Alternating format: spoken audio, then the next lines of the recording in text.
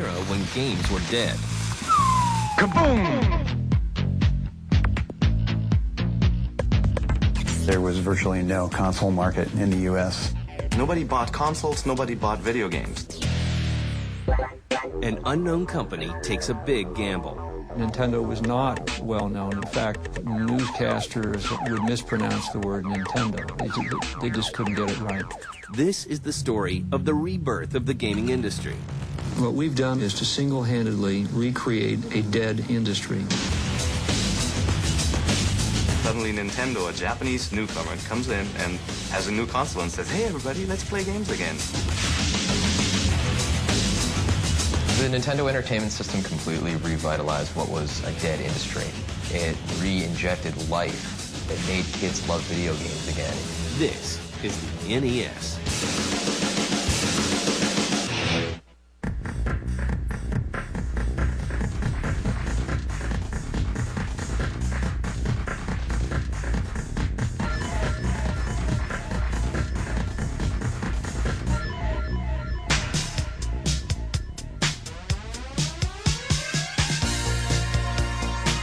While disco breathes its last breath, and Jimmy Carter loses the presidential elections to a Hollywood actor named Reagan, America is ending its love affair with gaming.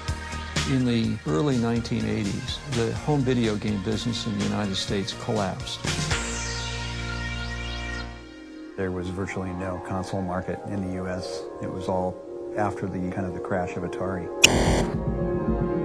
So gamers took a step back and, opened their doors and went outside and saw the sun and did some other things for a while. Nobody bought consoles, nobody bought video games. A smart bubble. I think a lot of it was just because they got bored with the games. The games weren't at high enough quality to really have people want to continue to play them. It was usually referred to as the Atari debacle. There was a tremendous buildup of inventory of Atari home video game systems and a complete collapse, which cost a lot of people jobs. But in Japan, gaming is alive and well, thanks in part to a company called Nintendo. Nintendo's 150 years old. Started out making these playing cards. Nintendo did a lot of things in the meantime. We were also in the consumer business selling the small Nintendo Game & Watch. So actually, we were in the handheld business before the home video game business. Then they tried to break into the arcade business. Their first attempts weren't very successful. They had Sheriff, which was an okay game. They had a game called Radar Scope. Did quite well in Japan, but not in America. Nintendo's biggest success in Japan is the Famicom, a unique game console developed by Masayuki Uemura. It was based on Family Computer, is what they originally launched it over there, and they just shortened it up to Famicom. The Famicom was introduced in 1983. The launch was very, very successful.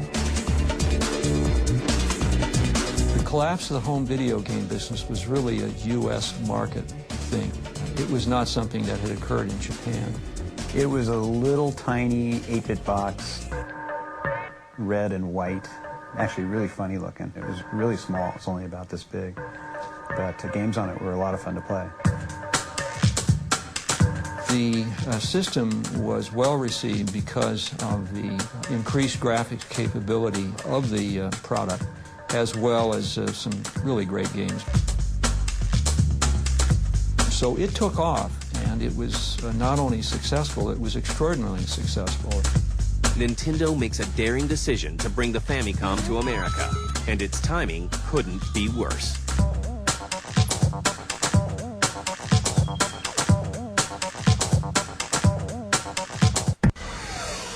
Nintendo is about to bring their popular Famicom video game console to U.S. shores, and the odds are stacked against them.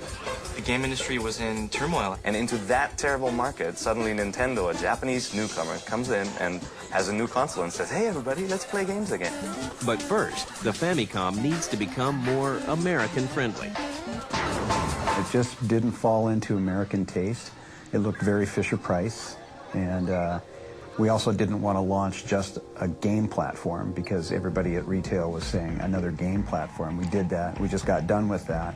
Why would we want to do that again? So we had to come up with something a little bit more Americanized and something with more of a hook to it. Our designers here at Nintendo of America thought that it ought to have a little bit more high-tech look. Nintendo of America turns the Famicom into a new unit dubbed the Advanced Video System. It had a music keyboard and a keyboard and, you know, the console itself, and it was real flat and sleek and gray and black. The Advanced Video System was really skinny. I mean, it was only about this tall, and it was a top-loading cartridge design. So we went and showed that at the Consumer Electronics Show. And the reaction that we got from the retailers was very negative. Nobody wanted to touch it. No one was interested in it because it was a home video game system. And then we came back from that show, and our president, Mr. Arakawa, called myself and my designer and said, you know, this is the shape of what they want to produce the NES in here. Can you make it look good? And you've got an hour to do it. And so we went back to the drafting board, and we were all because we spent all this time on this other design, but we came up with that gray and you know, the stripe across the top in about an hour, and came back in and presented it to him, and poof, the next thing we knew, that was what it was. Yeah, well, we lost the keyboards, both of them. There was a little, there was a floppy drive, and we lost that. It was just the two controllers and the box itself. The front-loading cartridge slot isn't the only feature that sets this system apart from others. There's this weird rectangular control pad, you know, with the little cross-shaped D-pad. I'm like, what? I don't even understand what this was, because I'm used to having joysticks in my games, and with two little red buttons, and I thought, you know, it's weird, but it's comfortable, it works. The Japanese company then approaches Atari for a partnership. The deal that we proposed to Atari was that we would sell the product on an OEM basis to Atari and give Atari the opportunity to distribute it not only in the United States but throughout the world. We knew that Atari was synonymous with video games and that Nintendo was not even known by the average consumer. But Atari turns down the offer, and Nintendo decides to go it alone. Well, in the early 80s, Mr. Yamauchi was president of Nintendo Company Limited, the worldwide leader of Nintendo. He gave Nintendo of America the opportunity to see if we could launch the home video game system. We thought that we would test market the product in a small market area. And we explained that to him at a meeting sometime in early 1985, and he threw up his hands and said, no, the test market will be New York City. If you can succeed in New York City, you'll succeed anywhere, and if you fail, then you fail, and that's it. The outlook for the Nintendo Entertainment System, or NES, is bleak. We decided that we would have a focus group, and we would show the NES, and the reaction of these kids was absolutely negative. It was astounding. The results of the test, the experts said the best thing you can do is not to introduce this product. It's not going to be well received. It's not going to be accepted. But Nintendo is undeterred. After making a few additions to the NES to set it apart from traditional gaming consoles, the Japanese company prepares to roll the dice. So in early 1985, the engineers at Nintendo Company Limited came up with Rob the Robot, which was made part of the Nintendo Entertainment System. So when we went to the retailers, we were saying, no, this isn't a home video game like Atari. This has Rob the Robot. And then we positioned it as an entertainment system. You also had Zapper, and those things combined with it kind of put it over the top and made it look like it's just not a game console. To get retailers to carry this system, Nintendo offers a win-win scenario. Let us put it in. Let us put some displays in that we will bring to your retail outlets, and you don't have to pay us until the end of the year. Not only that, but Nintendo would buy back any unsold NES units. On October 18th, 1985, Nintendo takes the plunge and releases the NES in select stores throughout New York City. Now the fate of this little gray box is in the hands of the Big Apple.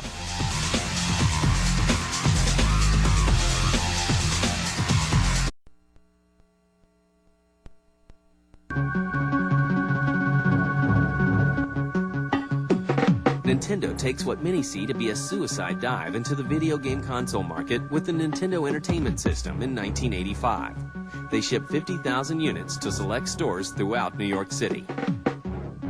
So it was an uphill fight to enter the market with the NES in 1985. Nintendo was not well known. In fact, in my case, I remember listening to newscasters or to meeting people who would mispronounce the word Nintendo. They just couldn't get it right. But the system's unique appearance and strong lineup of games catches the public eye. When I first saw the NES, I thought, like, wow, that's so futuristic looking. It comes with a robot. And it's got this lid that opens. It's like from the future. It's amazing. Coming off being a fan of Atari 800 or ColecoVision and television, you know, the Atari 2600, the NES was pretty spectacular as far as what it could do. And a home version of Super Mario Bros. By Shigeru Miyamoto, the creator of Donkey Kong, makes the NES a must-buy for gamers. Miyamoto is one of those rare people who brought something new to gaming. They're these shining figures, these shining stars of gaming who introduce a new gameplay concept. So I'm looking for the $2 to $5 ColecoVision games, and all of a sudden I see Super Mario Brothers, which I had just become addicted to in the arcade. And it was like, Super Mario Brothers, wow. So I go around the corner to the other aisle, and there's the NES, and it's $80 with Super Mario Brothers. It's like, tick, okay, sold. Yeah, Super Mario Brothers was, you know, it remains one of the best games ever made. It shows just how far ahead Nintendo was from everybody else. For Mario, I mean, Mario was, of course, the first game to become a really huge hit all around the world and generate lots and lots of fans. And so that, of course, you know, I mean, Mario will always be close to me. We didn't sell all 50,000, but it was enough of a success that Toys R Us and other retailers said, why don't you expand to a few other markets in 1986. But in early 1986, we made the decision that based upon the success of the NES in New York City, that we would expand and go nationwide. By the end of 1986, the thing just took off. Amazing. And by Christmas of 87-88, there were millions of units sold worldwide. There were already a few games that had broken 1 million units. It was pretty obvious that the game industry was back, you know, alive and well. The NES succeeded because it had kick-ass games. There was Metroid. Obviously later there was The Legend of Zelda. By 1987, 5.4 million NES units are sold. Nintendo's lineup is also boosted by a number of third-party games. We went out to a number of software companies, both in the United States and in Japan, and we were successful in bringing 4 or 5 on board. Data East,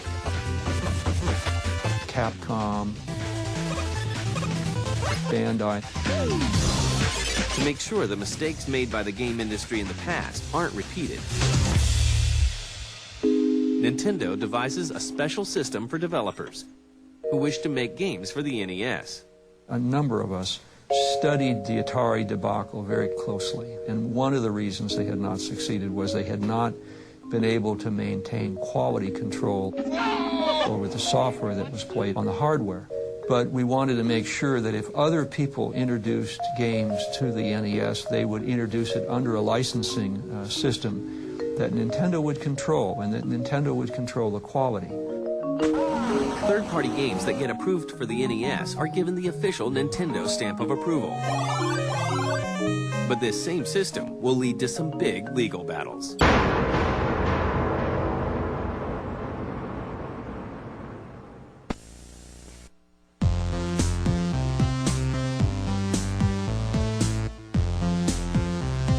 When 1988 rolls around, Nintendo's NES has an established base of 9.4 million units throughout the United States. The gray and black Japanese console is king of the hill. But that doesn't mean there isn't any competition. The first legitimate competition was Sega. The console wars started between Sega and Nintendo with the Sega Master System and the Nintendo Entertainment System. The thing was, brand loyalty ran so deep, for me at least as a child, that when I actually went to the department store and played a Sega Master System, I felt like I was cheating on my spouse. It was like I felt dirty and icky, so I ran home to my Nintendo and went back and played that instead. The Sega Master System would go on to sell only 2 million units in its lifetime and capture just 11% of the gaming market. The biggest problems for Nintendo come from legal battles rather than competition. One of the most notable conflicts Nintendo faces is with Tengen. You had to license your games from Nintendo, you had to pay Nintendo a fee to manufacture it, you had to let Nintendo manufacture the cartridges for it. Where Tengen, which was an offshoot of Atari, was making unlicensed games for the NES. They concluded that they could go around the licensing system that we had in place and manufacture their own games for play on the Nintendo Entertainment System without the necessity of a license. And we got into litigation with them, but we were successful. Those lawsuits were all decided in Nintendo's favor. Some game companies complain that Nintendo's control over third-party developers is too strict. But by 1990, Nintendo controls 80% of the gaming market. And if publishers wanted in, they had to play by Nintendo's rules. Yeah, well, Nintendo had pretty, I would maybe call them aggressive business practices, and they would really restrict publishers to only bringing out like a couple games a year. They had tremendous testing checklists that we had to go through, and they would test the game and be pretty nitpicky about some of the things that were in it. Nintendo's strict policies lead to an investigation by the FTC, and the matter is eventually settled out of court. Later, the game company sues Camerica over its Game Genie cheating device, and this time, Nintendo loses. The Game Genie was like your way of being the hacker. I can get in there and I can give myself infinite lives and I can warp all the way to the end. Nintendo didn't like it, obviously, because you could rent a game and beat it. By 1991, games like Super Mario Bros. 3 and Shadowgate pushed the NES to its peak, giving Nintendo 90% of the US video game market.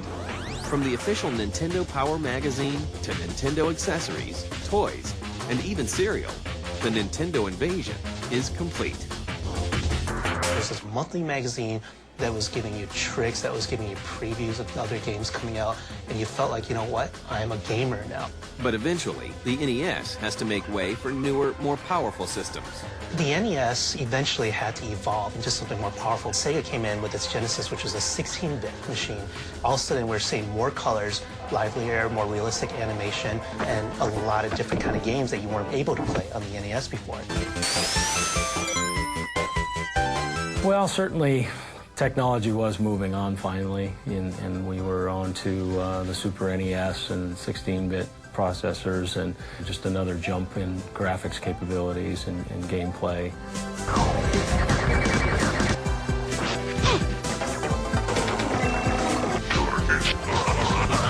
That was inevitable. Kind of started the cycle, I guess you see today, of technology and new systems coming out every few years. As time goes by, game consoles steadily grow more and more powerful.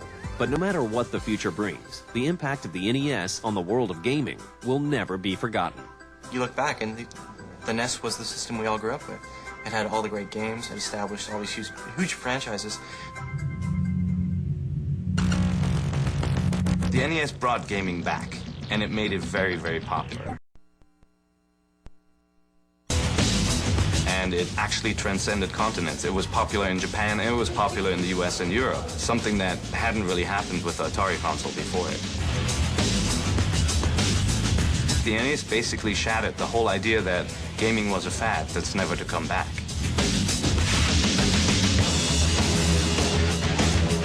I think the video game industry would not be where it is today without the Nintendo Entertainment System.